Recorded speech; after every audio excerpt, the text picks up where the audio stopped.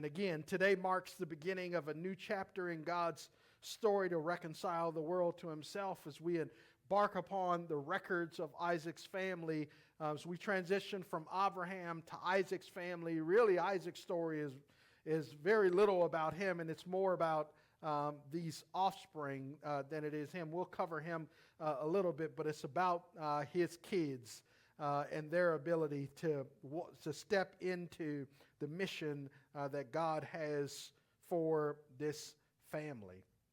Let's remind ourselves, when we started the book of Genesis, when we started the book of Bereshit, we started with really a premise, a meta-narrative idea. And remember the big meta-narrative idea from Genesis chapter 1? More than a year or so ago, we started with this meta-idea, and it's simply this, that all of creation obeys the word of God except humans. Everything does what God says. God says, let there be, and creation leaps to obey God, except humans. And so the question that follows up that meta-narrative is, can God cultivate a group of people that will obey his word and his will? And we've been on this journey moving from universalism to particularism. In chapters 1 through 11, God was universally working through humanity to bring about his reconciliation. Remember, it started out as God's revelation to humanity. God saying, here's who I am, as God creates the heavens and the earth, the universe, and this privileged planet that we live on. Remember, we looked at the science and astrology and all of the ideas of the fact that God put planet Earth in this galactic habitable zone. The only place in our galaxy where life can be sustained. Remember, we looked at all of that. We looked at all of the factors that keep our planet sustainable, and that God keeps it all together, and God reveals to himself who he is. And so the story begins with God's great revelation, but then soon in chapter 3, transitions from God's revelation to man's revolution against that revelation. As man, Adam and Eve, no longer want to be made in the image and the likeness of God. They want to be God. And so they revolt, they rebel, they catalyze an insurrection against the Almighty. And so now we've got full-on warfare going on between humanity and divinity. And then from Genesis 4 on, God is moving toward the process of reconciliation. So we've got revelation and revolution, and then we've got reconciliation. And so how will God reconcile the world to himself? And so God started out universally in chapters 1 through 11, but then God changes gears and says, no, I want to really focus on one man and his family.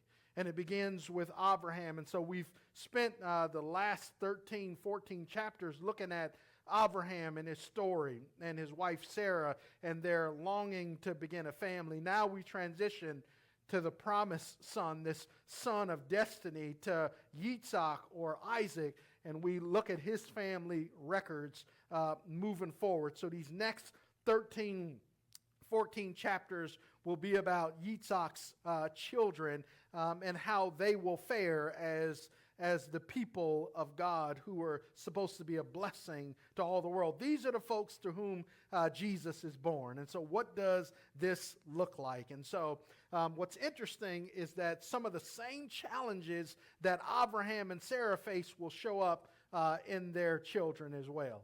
And so it's going to be we're going to have some Groundhog Days and some deja vus because fruit doesn't fall far from the tree. I got some of the same problems my mother and my father have, and one of them is bad temper. I got issues. I turn into my mother like the Incredible Hulk, and it's a problem. Ask the kids and Stacy, they'll tell you. It's not pretty, and I got green on today for the Hulk. That's who my mother was. 2-time felon earned. There were no false imprisonments there. That was real. That was earned. That's my sister laughing because she knows. We went to prison to visit our mom. We know what our DNA is.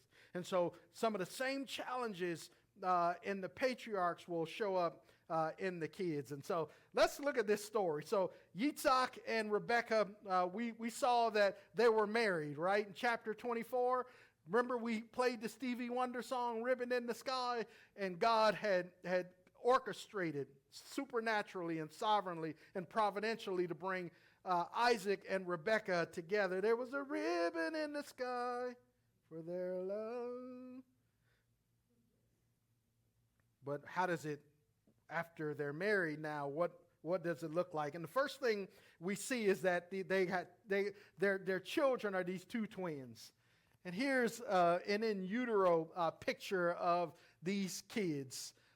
Two sons, face to face, nose to nose, planning to struggle and to go to war with each other. And so our first movement in the text that we'll see is that the twins compete at birth.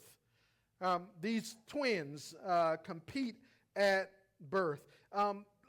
Again, some of the same problems that dogged the parents dogged the kids. And so Isaac's prayer for blessing in Genesis 25:19 through 21a says this. He's praying for a blessing because there's a problem. What is the problem with Isaac and Rebekah? Follow with me. Verse 19 says, these are the records of Isaac, Yitzhak, the son of Abraham. Abraham fathered Isaac. Now Isaac was 40 years old when he took as his wife Rebekah, the daughter of Bethuel, the Aramean, and Padan Aram, the sister of Laban, the Aramean.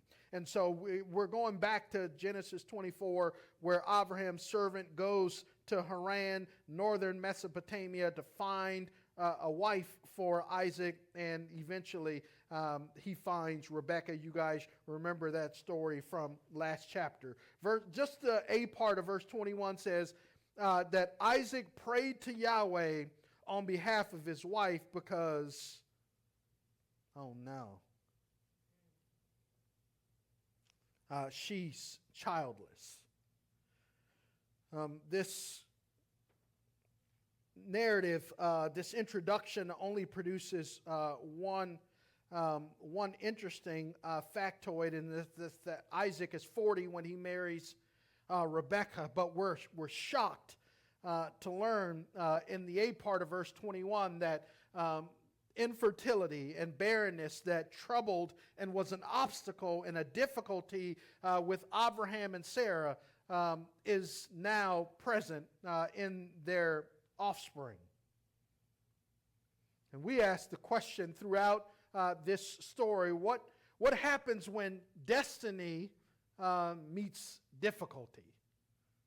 Because in the life of faith, we lie to people and we set ourselves up for failure when we think we come to Jesus, we accept him as Savior and Lord, like Halima, we're baptized, and then all of a sudden, the rest of our life is just roses and dandelions and beautiful flowers and no problems. Come to Jesus and God will solve all of your problems. And that is the biggest myth and the biggest lie. Your problems just get started when you start walking with God. And we don't tell the truth because we don't want to run folks away. And the reality is here this family is blessed. They are the family of destiny. They are the ones who carry the dream for how God is going to reconcile the world. And here they have these perpetual obstacles. And here Rebekah is infertile. And how will God bless the world? How will God continue to make sure that their offspring are more numerous than the stars of the sky, and the dust of the earth, and the sand of the seashore? How will God do it with these continued issues of infertility? We're going to see more instances of infertility as Rachel will be barren as well. So mother, daughter, granddaughter all experience infertility. And so here, I love this, that Victor Hamilton says in one of his commentaries. He says, an act of God brought Rebekah and Isaac together. Now it will take another act of God to overcome her barrenness. I love that quote. There was a ribbon in the sky when God brought them together. Now there is brokenness. And how will God overcome this obstacle. Let's look at the B part of verse 21, that here the patriarch is praying to God on behalf of his wife. I want to ask the question, that should strike you as strange. And I was thinking, I wonder, is Isaac more noble, more godly, and more pious than his father? Because his mother was barren. His mother was infertile, but we don't have any record of Abraham praying for Sarah's womb to be unlocked and to flourish and to be fruitful. Is Isaac more holy, more righteous, more godly than his dad? Or had Abraham shared with his son their battle with infertility and encouraged him? He said, hey, son, if you experience difficulty, if you experience hardship, if you go through adversity, if you encounter calamity, go to God with your problems. Because when Abraham and Sarah experienced infertility and they experienced the delays of God fulfilling his promise, what did they do? They took Hagar and made her Abraham's wife, and Abraham had a child through her, and that created chaos and dysfunction and confusion in the family. And I wonder if Abraham sat Isaac down and said, hey, son, you're getting married. If you have the same challenge getting pregnant that your mother and I did, don't resort to diversions. Keep your eye on the prize. Stay focused on the dream and the destiny that God has for us. Go to God with your problems. Don't try to solve them on your own. Your mother and I did that. We made a mess of everything. Maybe Isaac isn't more noble, more godly, more pious than his dad. Maybe he's just learned the lessons of the previous generation. Let me just put a pin here. That's not in my notes. We have an obligation to share with our kids, our nieces, our nephews, our grandkids, the lessons that we've learned, the mistakes that we've made, the times when we stepped in it, when we've ruined everything because we want them to avoid making the same mistakes we made. We got to teach. People say the stupidest things, don't they? The greatest teacher is experience. That's dumb. Because it is not. I don't need to run out on Wilshire Boulevard and get hit by a bus to know that that's not a good idea. No, we can learn from other people's experiences to know that that's not a way to go. And so here I believe Abraham has prepared his son not to make the same mistake that he made. And so here Isaac takes his problems to God. Where do you take your problems to? When you experience difficulty and adversity and hardship and calamity, I see you pointing up, Halima. Where do you take your problems? Is it to social media? Is it to your bestie? Or do you take your promises to Yahweh like Isaac did? I mean, even when Abraham talked to God in Genesis 15 about their infertility, it was really about him. He wasn't praying for his wife. He said, God, what are you going to give me since I'm childless? He said, look, you've given me no offspring. The person that's going to inherit my estate, my inheritance is Eleazar of Damascus. What are you going to give me? He wasn't praying for Sarah. Isaac is focused on his wife. Now, there are not a lot of qualities about Isaac that are commendable, but this is one where he's praying for his wife. Daniel just got married. He needed to be praying for Chesida. A good husband prays for his wife. Now, let's look at God's provision of the blessing. Isaac prays and then God answers. Watch this in the B part of 21. It says, Yahweh was receptive to Isaac's prayer, and his wife Rebekah conceived. It's interesting that God graciously grants the destiny and the dream, the blessing of fertility. Remember in Genesis chapter 1, God told all of creation to be fruitful and multiply and fill the earth. That's the universal blessing to animals and to humans, is to be fruitful and multiply on the earth. And here, God grants them, through his grace and his mercy, conception. I love how this prayer, this supplication, usually in Torah are requests of God to remove or roll back adversities or atrocities. And so Isaac prays that God would remove his wife's infertility. And sure enough, God receives that prayer and he grants Isaac his requests. That's what happens when husbands pray for their wives. Eventually, God shows up in the family. Now, just when you get some good news, when in verse 21 we get some good news, finally we are pregnant. Finally, we get the ultrasound and we've got a heartbeat. But it ain't all cheesy, because in verse 22, Rebekah pleads for insight regarding her turbulent pregnancy. She's struggling with her pregnancy. Look at this. All hell is breaking loose in her womb, and she's trying to figure out what is going on. She says, but the children inside her struggled with one another. And she said, why is this happening to me? So she went to inquire of the Lord.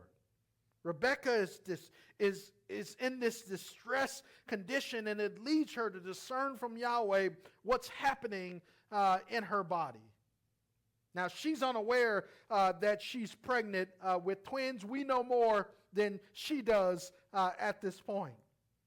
I wish Nancy was here, because she gave birth to twins. I'd love to talk about what that looks like. But here, Moshe and the original audience know that she's got twins inside of her, and there's this struggle.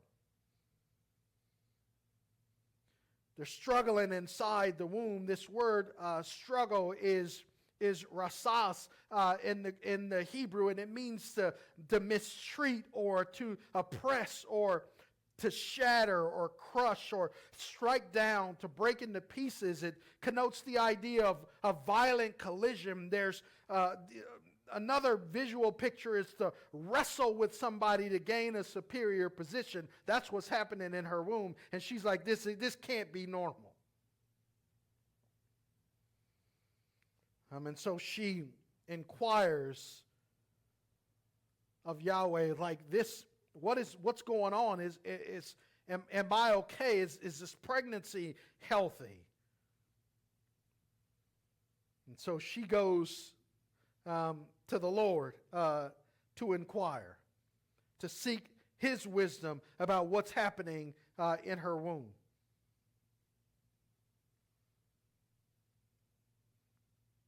The text places this word to struggle as if it's a reciprocal action, that this striking, this violent collision is one child doing it to the other. It's not one that's the aggressor and the other one is the recipient. They're both at war in her womb. I remember Stacy used to call me when one of the kids was in there turning flips in her belly, and she'd call me in the room and say, you come over here and see what your child is doing. And so I put my hands on her belly, and somebody be in there turning flips, moving her organs all around. Stacy said, ouch. Our kids were in there doing gymnastics all the time. And so I'd love for her to call me in there to watch them moving around, seeing elbows and legs push up through the skin. It was kind of creepy, but it was cool. But I can't imagine having kids punching each other and at war inside her womb. These violent collisions that drives her to seek God's explanation. Like, this can't be good. And then God, not only did God answer Isaac's prayer for his wife, but God responds to Rebekah's inquiry in verse 23, but he responds with a prophecy regarding these twins. He's going to tell her, first of all, she's having twins. Look at verse 23. It says, and Yahweh said to Rebekah, 2 nations are in your womb. Two peoples will come from you and be separated. They got to be separated because they're going to be antagonistic toward each other. One people will be stronger than the other, and the older will serve the younger. So God delivers the answers to Rebekah's inquiry. Notice there are three things that God reveals to her about what's happening in her womb. First of all, there are two nations and two people groups in her womb. These sons, these children represent two people groups that they will be chieftains and captains and leaders of. One people group will be stronger than the other. And the older son will serve the younger son and his people. And so throughout this oracle, God is flipping tradition on its head. Because throughout Genesis and throughout the Jewish story, God routinely chooses the younger son over the older. And tradition says, even in Deuteronomy chapter 21, there's a principle in Torah that the older son gets 2/3 of the inheritance. They get the lion's share of the inheritance because they were the firstborn. And so in Jewish culture and in the ancient Near East, the older son was the prized one, and all of the subsequent sons and daughters had to split the inheritance, but they got the majority of the inheritance. And here God, throughout Torah and throughout the Bible, flips that on its head.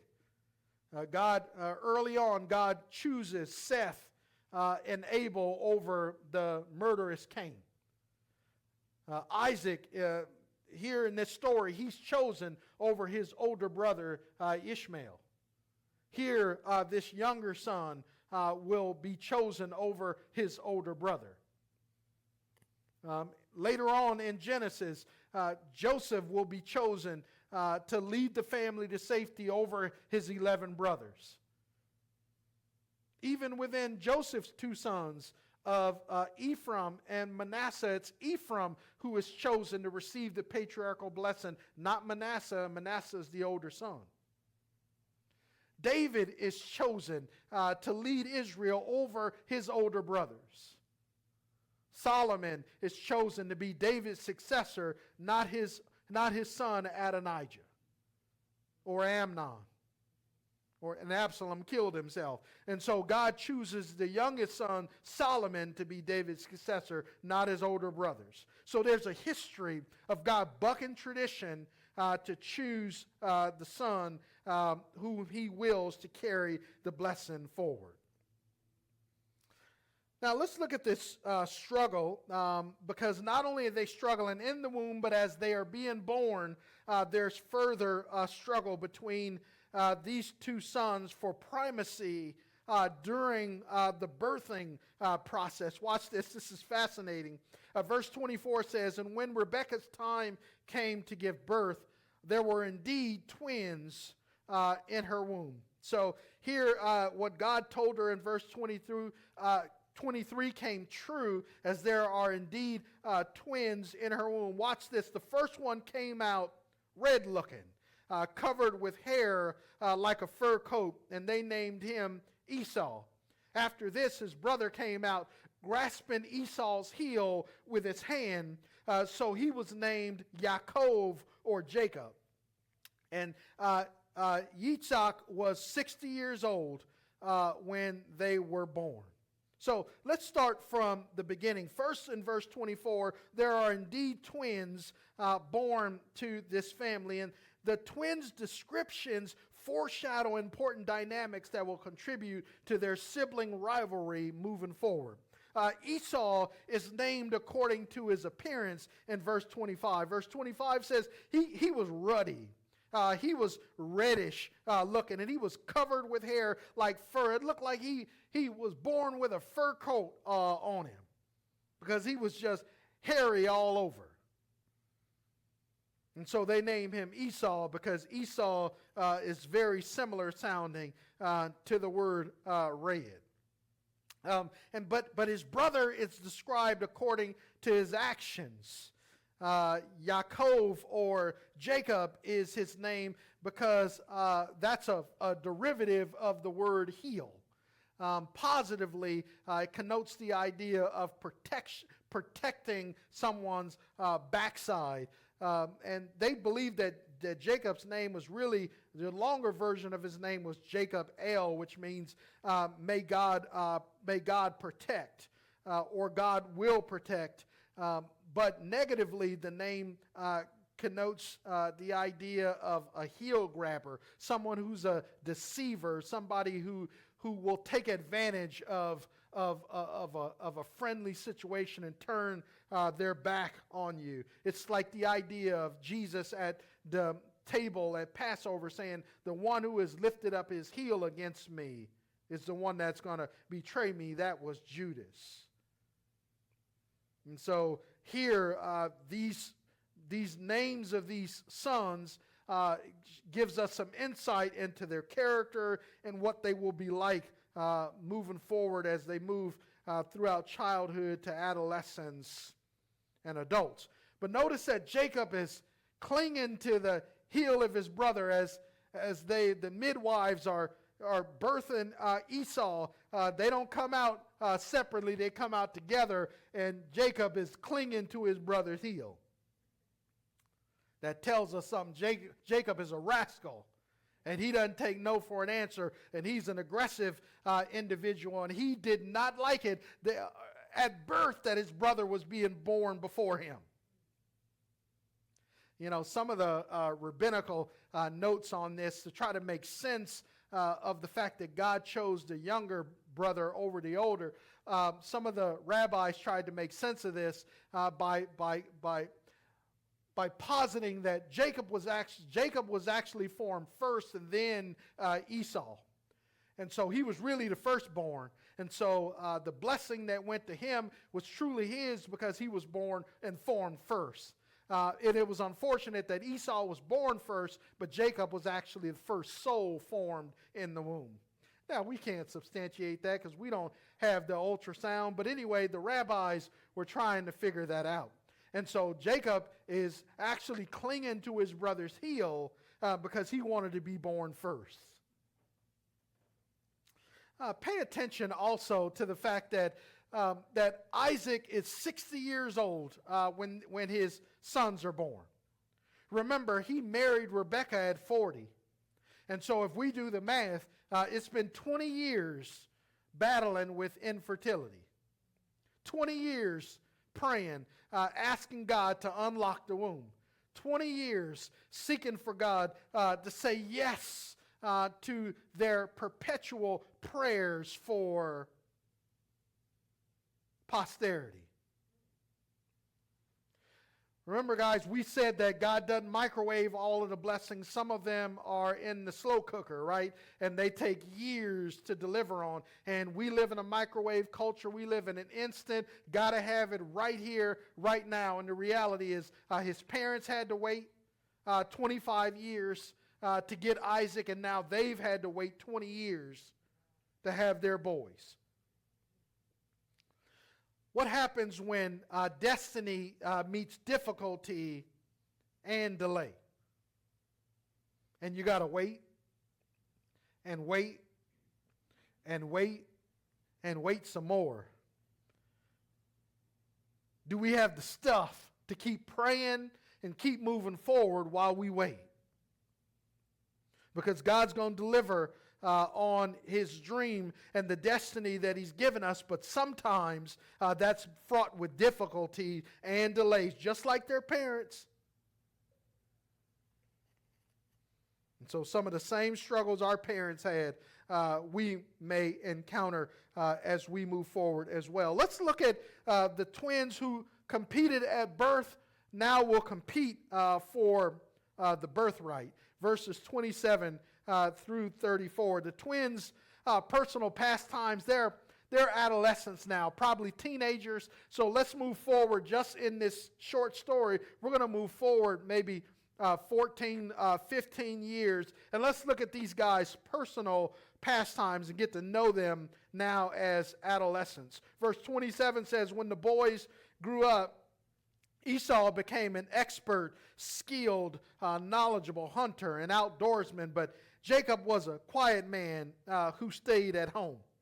Now, for twins who shared the same womb, they could not be more different. Jacob is very different from his brother. Esau is a hunter and outdoorsman. He's masculine and muscular and rugged, sort of like the John Wayne of the day. But his brother, Jacob, is a complete man. He's wholesome, well-groomed, well-cultured, and he's a homebody.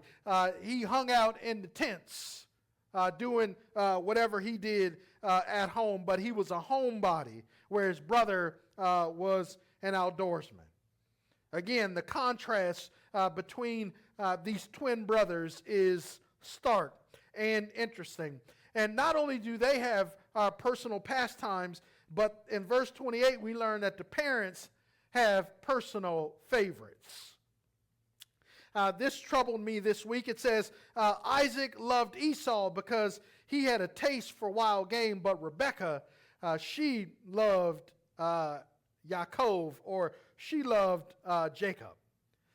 This family's dysfunction aggravates and accelerates their sibling rivalry. Now, Moses' intention in the text is not to give us a story on successful Judeo-Christian parenting. That's not his point. But as an aside, it's not strange for human beings to gravitate toward someone who we have, a greater connection with. We have more conversation with. We share certain likes and preferences. And so we naturally gravitate toward people that we have chemistry and connection with. That's just normal and natural. And it happens even with parents and their kids. There may be one kid that you share the like of movies or music or shopping. Like Danica and Bear love to shop with Stacy, and Dana's like, just bring me clothes home. I don't want to go. That's just not her thing, right? And so kids are different, and so there are opportunities to connect with mom during these shopping trips and out and about. Dana's at home on the iPad, stretched out, cooling out. That's very different.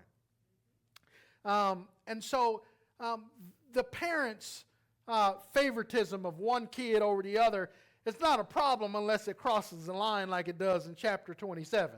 And so we love all of our kids, but we probably have a different relationship with each one of our kids because of that chemistry and connection and conversation and common interests, right? But boy, it crosses the line in chapter 27, and when we get there, that's going to be real trouble for this family. But Moses has given us a glimpse early on that there's some family dysfunction here, and it begins with the parents. And it flows into the life of the kids. And so it should be also noted that Isaac's preference of Esau is tied to his appetite for meat, whereas there's no condition linked to Rebekah's partisanship of Jacob.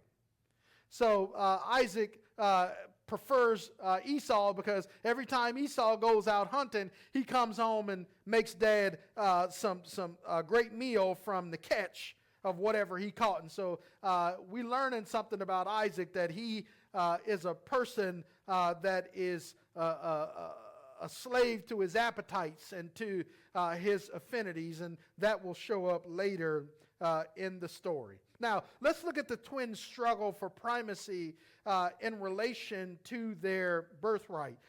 Esau and Jacob are going to be in perpetual struggle over the next 13 chapters, and we get a front row seat to see how God orchestrates the family dynamics as God is ultimately trying to reconcile the world to himself.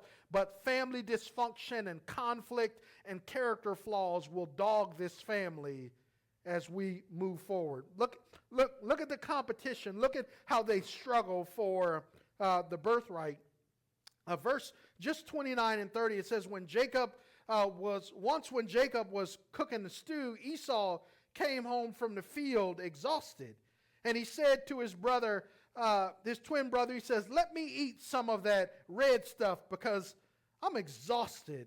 That is why he was also named Edom. The people that Esau will father are the Edomites, and they're called the Edomites because they dwell southeast of the Promised Land in an area that's typically red, and so that's why they're called the Edomites. So here's the story. This expert hunter, this outdoorsman, this muscular, masculine guy, a man's man is went out to hunt, and he came home with nothing, no kills, and he's weary.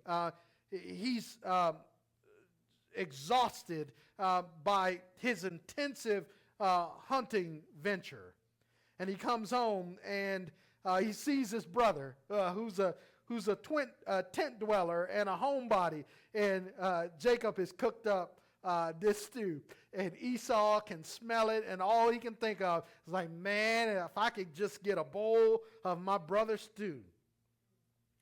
And so he goes to his brother and he says, let me eat some of that red stuff. Now, pay attention to this particular point, because I wonder if Jacob, if Esau is being honest here about his condition. He says to his brother, let me eat some of that stew. He says, let me la'at that stew. This is what we call a hapax legomenon. It's a word that only shows up one time, either in a book or in the Bible. And this word only shows up here, and it later came to mean to swallow in a greedy way, or to lap up like a thirsty dog, or to devour like a beast. Esau's description of Jacob's stew is that it's red. Esau is so famished, he's so exhausted, he's so spent from this hunting trip that he wants to lap up, he wants to devour, he wants to swallow in a greedy way this stew. He's behaving like a brute or someone who is undignified. Look at this, verse 31 and 32. Jacob pounces on the opportunity. Look at this. Jacob replied, first sell me your birthright. And Esau said to him, he says, look, I'm about to die. What good is my birthright to me? Now I wonder, is Esau's condition exact or exaggerated? Remember, this family is wealthy.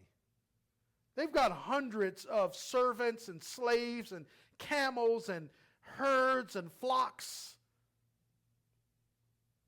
Esau could have went into any tent. He's the son of the patriarch. And these people are filthy, filthy rich. And here he's exasperated and about to die because he's weary because of his hunting trip. And he's like, brother, I got to have food. What good is this birthright? Jacob is taking advantage.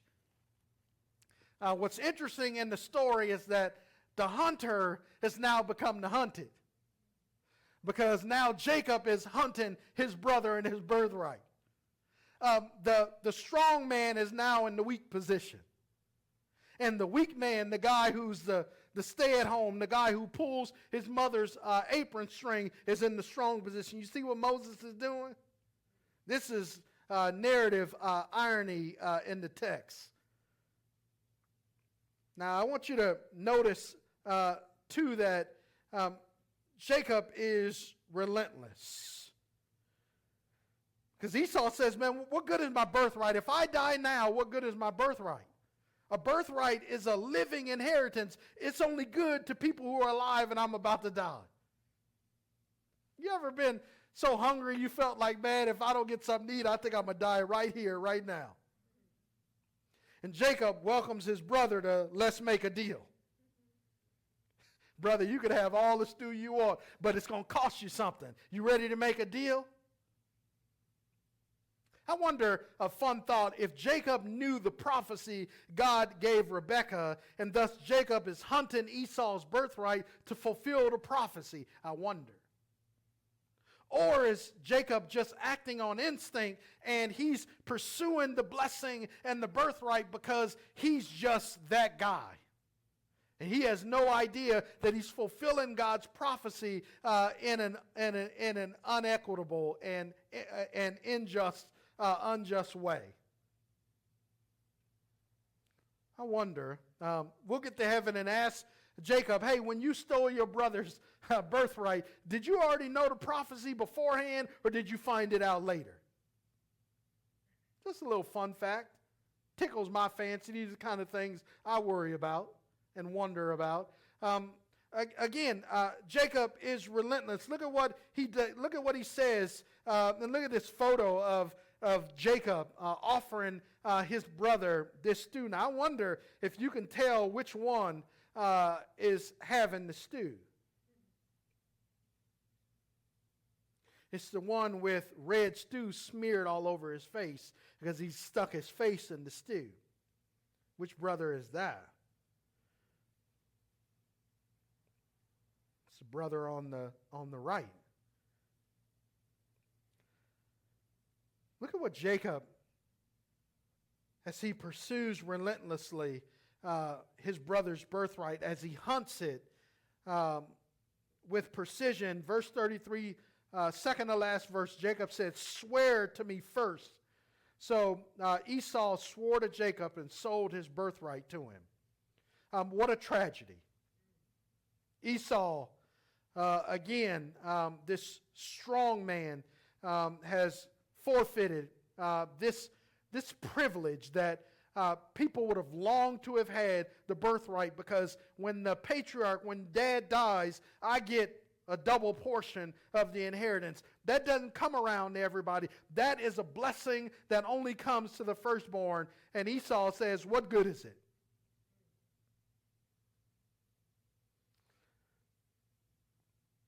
Esau capitulates and Jacob capitalizes.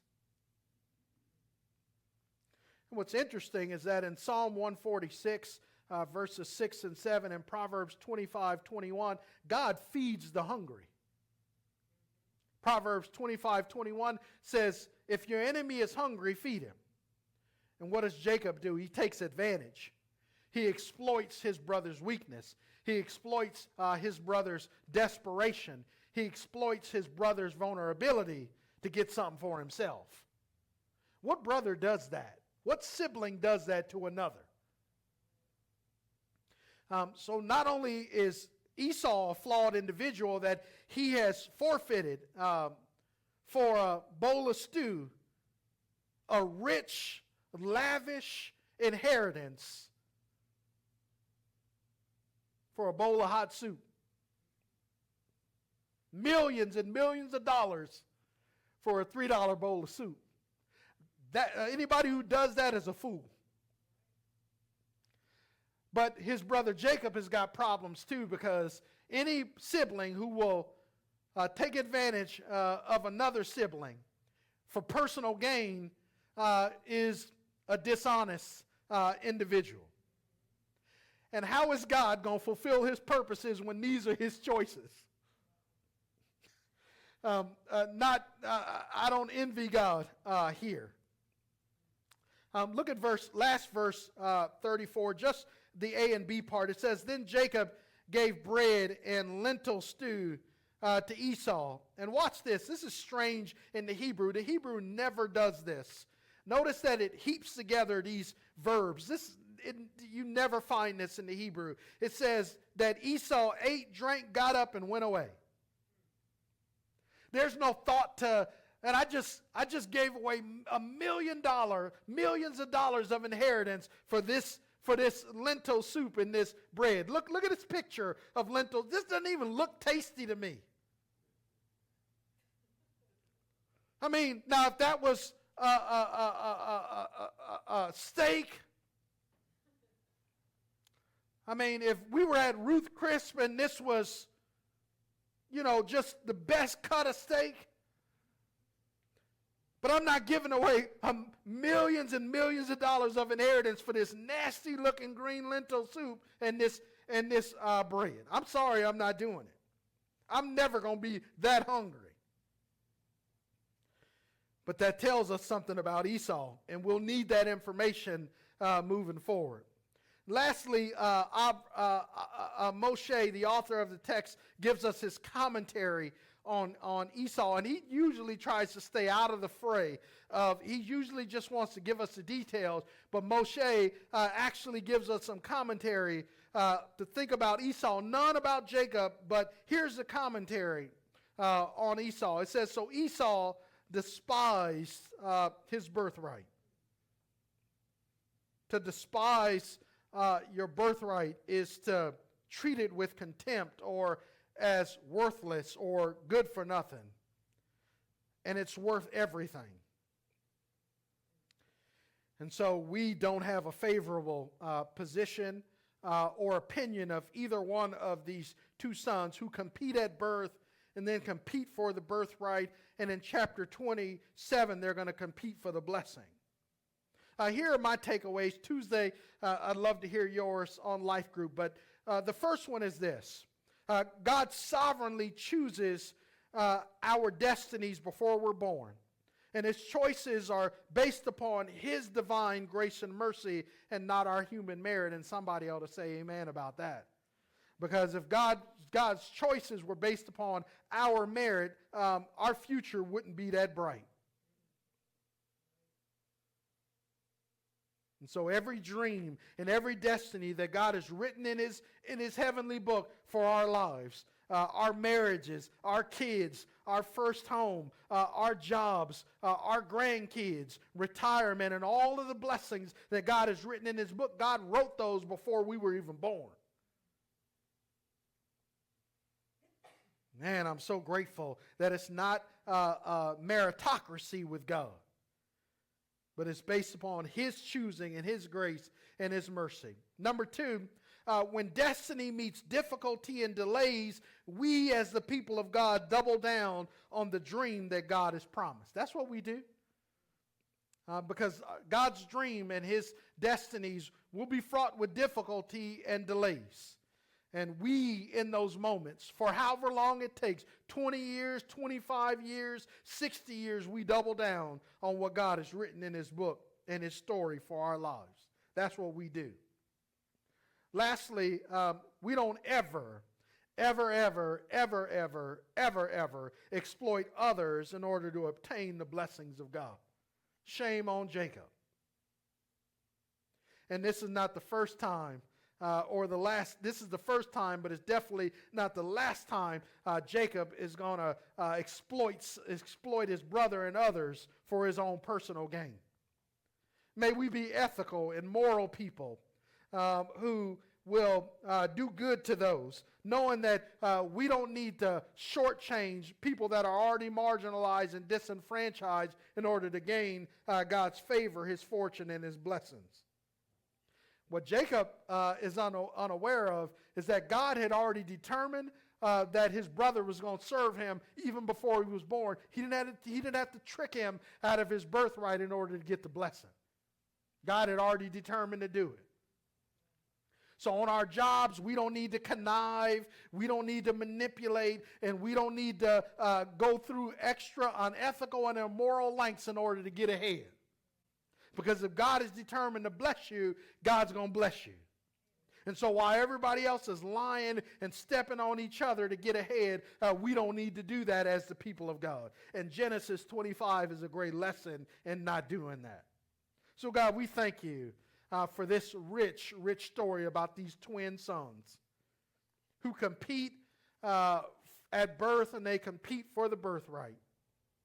God, what a great story of how you work with broken people, with conflict and character flaws and family dysfunction and depravity just from the parents to the kids to the grandkids. It's just a dumpster fire with this family, and yet you've destined them. Yet you have put all of your eggs in this family's basket. to be the purveyors and the conduits of blessing to the world. Jesus, you came from these people. Their blood is coursing through your veins as we speak. So God, you are able to do amazing things through broken people. People with flaws and issues and sin, iniquity and depravity and wickedness. So Jesus, the same way you use them, we know that you can and you will use us. So Father, continue to cement your character in us. May we learn from their mistakes, and may we be different people. May we be more godly people. May we be holier people, because we see the mistakes in sacred scripture and we want to avoid those at all costs, because ultimately we want to bring you glory through everything that we say, everything that we do, and everything that we think. So Father, glorify us as we learn the hard lessons from your covenant people. Bless us as we leave this place, but never your presence. In Jesus' name, amen.